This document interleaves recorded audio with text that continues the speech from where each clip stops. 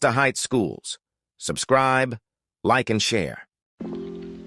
Chapter 1: Understanding History. Hello and welcome.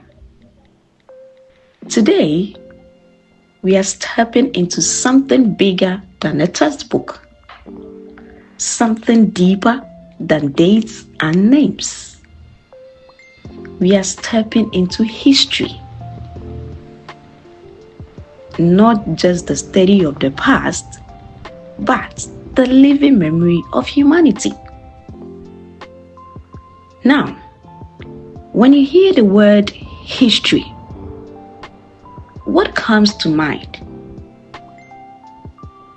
Is it a list of dead people, boring wars, or maybe just those long lectures you tried not to sleep through in class?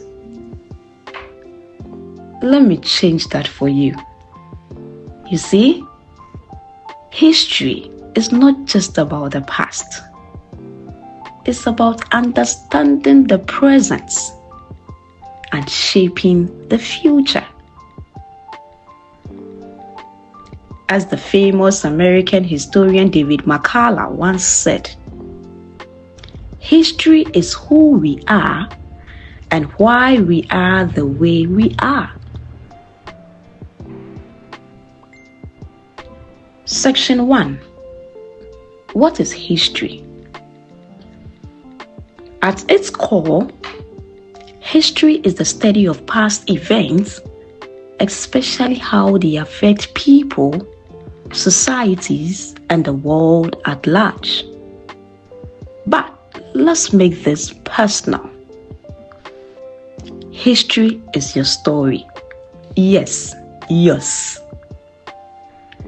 The story of how your family got to where it is, the story of your country, like how Ghana rose from ancient kingdoms through colonization to independence, and even the story of how the world we live in, this digital, globalized world, came to be. It's like a puzzle. Every event is a piece. Every person is a clue. And the more you know, the clearer the picture becomes. The word history itself comes from the Greek word historia, which simply means inquiry, to investigate, to ask questions.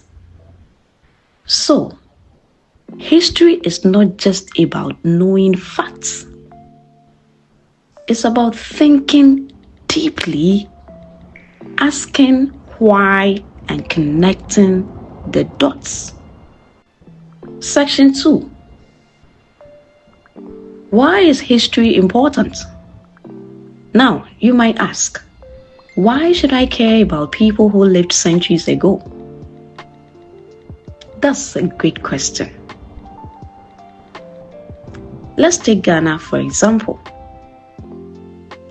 If you don't know about the greatness of the ancient Ghana Empire, or the courage of Kwame Nkrumah, or the impacts of the slave trade on our people, we miss the roots of our identity. Without history, we are like trees without roots, easily blown by any wind of opinion or influence. History helps us understand where we come from, how we got here, and where we might be going. It also teaches us lessons, some inspiring, some painful, but all of them necessary. Like the horrors of war, rise and fall of nations, the decisions that leaders made, both wise and foolish, that shaped millions of lives. And here is the catch. We are still writing history today. You, me, all of us, our actions, will be part of tomorrow's lessons. As the philosopher George Santayana famously warned, those who do not learn from history are doomed to repeat it. So, if we ignore the mistakes of the past, we are likely to make them again. Section 3. How do we learn history? History comes to us in many forms. Some of it is written, some spoken, some buried in the ground waiting to be discovered. In Africa, especially Ghana, we have relied heavily on oral traditions, elders passing stories from generation to generation. Proverbs, songs, festivals, names, they all carry meaning. They all tell a story.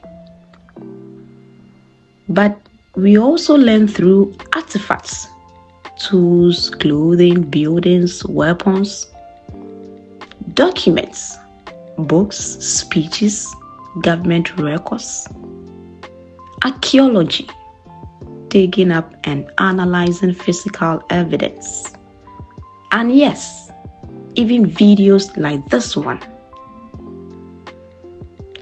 Thanks to the efforts of historians like Professor Edubwahin, who dedicated his life to preserving African perspectives on history, we now see ourselves not as passive victims of history, but as active players in it.